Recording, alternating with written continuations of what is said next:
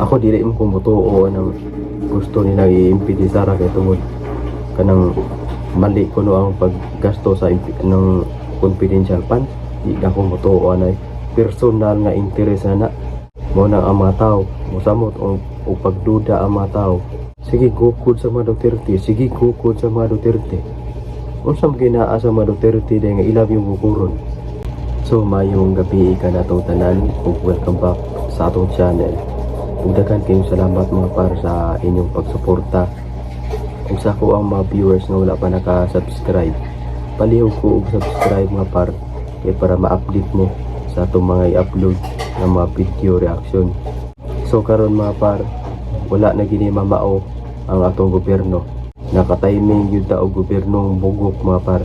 Nakatiming yun ta og gobyerno nga sige lang og pamulitika. Wala na mag-atubang silang trabaho kay tungod sa pagbasura sa Supreme Court sa impeachment nga ilang gipasaka ni Sara mga par. Gusto sa ni Martin Romualdez nga ipa-impeach niya ang mga Supreme Court judge kay lagot kayo si Martin Romualdez nga gibasura man sa Supreme Court ang impeachment nga ilang gipasaka nga to ni Sara Duterte.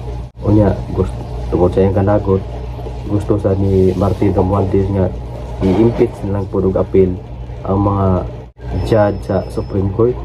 Wa na gini mamao ato mga congressman mga par. Dili naman sila mo tahod, di na mo tahod sa Supreme Court di na mo tahod sa katastaasan.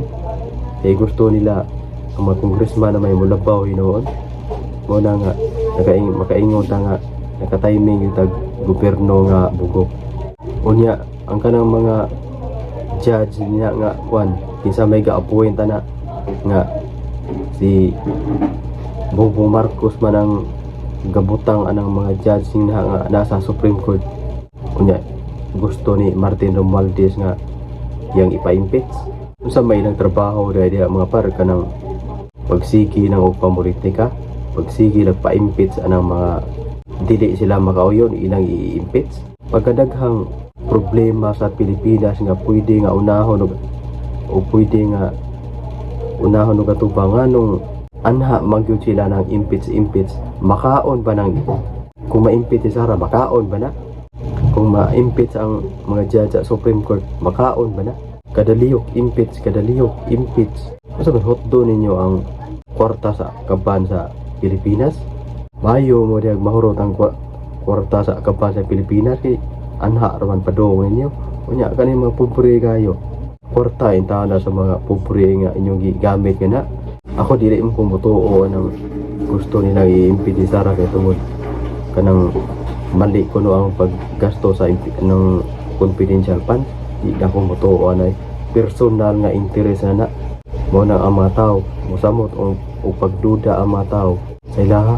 Sige gukod sa mga Duterte, sige gukod sa mga Duterte. Unsam ginaa sa mga Duterte dahil nga ilab yung bukuron. Ang kanay nagi gukod sa mga Duterte dahil ila pa nagitrabaho o tarong. Sa mauday na ilang mauday na ilang girang Sara niya ang pagpanggukod sa mga kaupan nila diha nga nagserbisyo.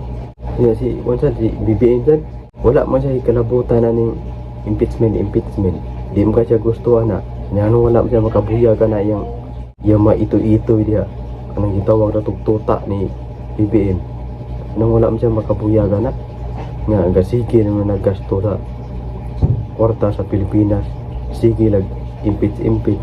Sige hatag og mga ayuda, ang hatagan og ayuda, madagko kay malawas. Kadaliyok impeach.